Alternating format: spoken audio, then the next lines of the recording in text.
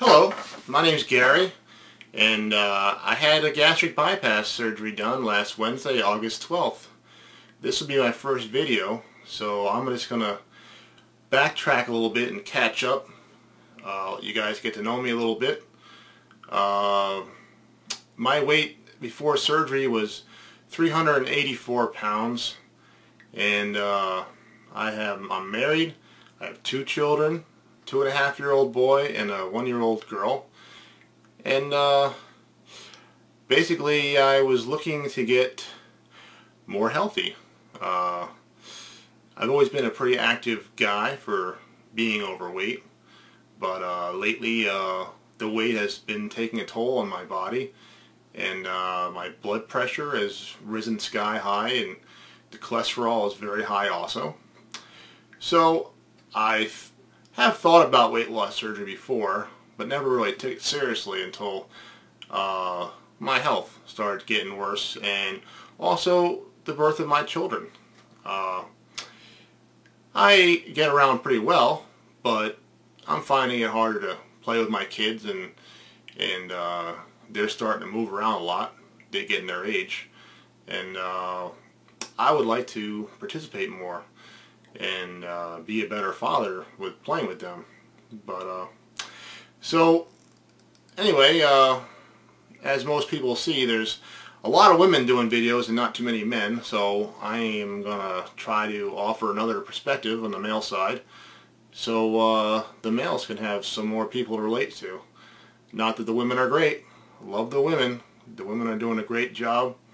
I've watched many videos, and I've gotten a lot of inspiration, and I've learned a lot about the surgery and life after the surgery.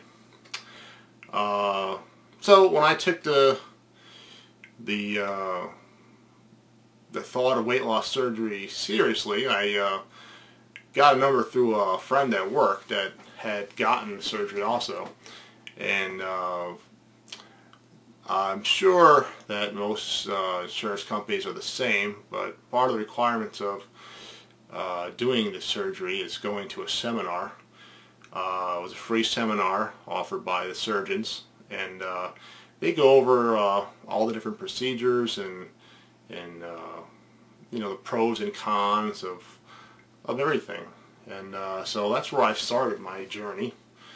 And after the procedure, they basically gave me I went in for a consultation, and I filled out some questionnaires, and they basically gave me a large list of homework assignments to do, because there's a lot of different things, guidelines that have to be met for the insurance companies to cover it. I did check with my insurance company first, and they did cover weight loss surgery. So along the list of things to do was, first was the psychiatrist evaluation, and it's not really to see if you're cuckoo. It's more or less to see if you have any physical, psychological reasons why you eat, or cause you to eat too much. So I passed the test. I have no psychological problems as far as they know. And that was actually an out-of-pocket expense of around $250 for that visit.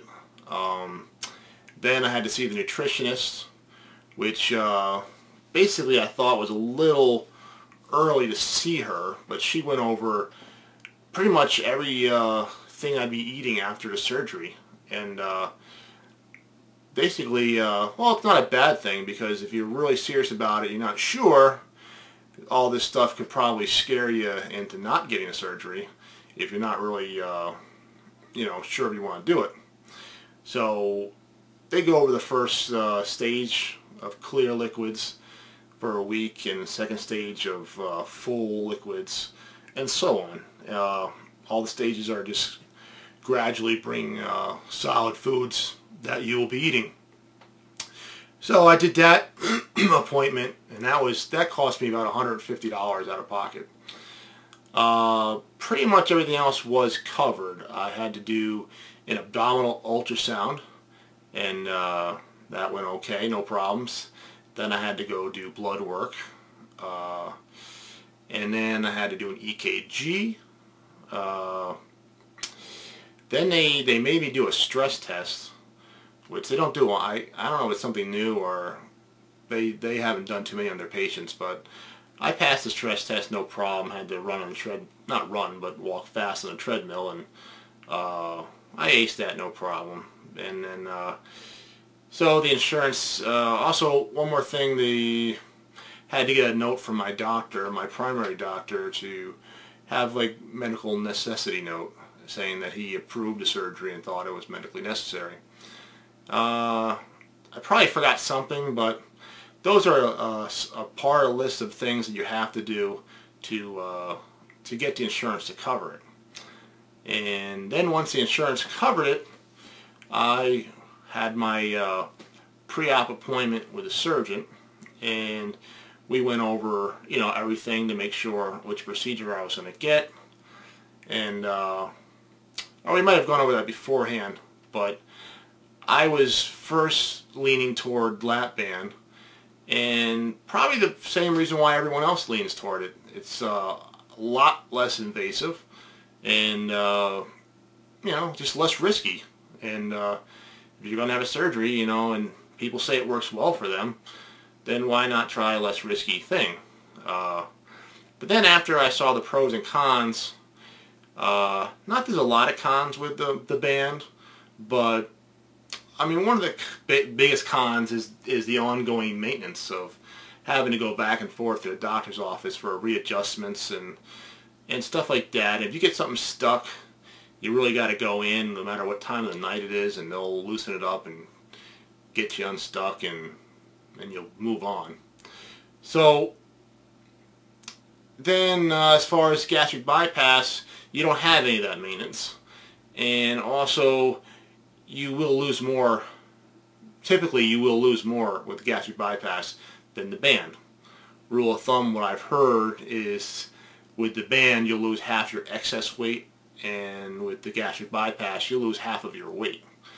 So I decided to choose overall the gastric bypass because I thought it would suit my lifestyle better with less maintenance and the larger weight loss that I was looking for. So anyway, on to the next thing. After my pre-op appointment, I had to go on a 14-day liquid diet, which was OptiFast shakes. They come in different flavors: vanilla, chocolate, strawberry. So I had 5 shakes a day, and I had 2 of their bars a day. So I was having 7 meals a day. It was about 1,100 calories. And, you know, the first couple of days was probably a little rough, but after that your body kind of gets acclimated to the less calories. And, I mean, you're eating pretty much every 2 hours. I'd have a shake every 2 hours and in a bar.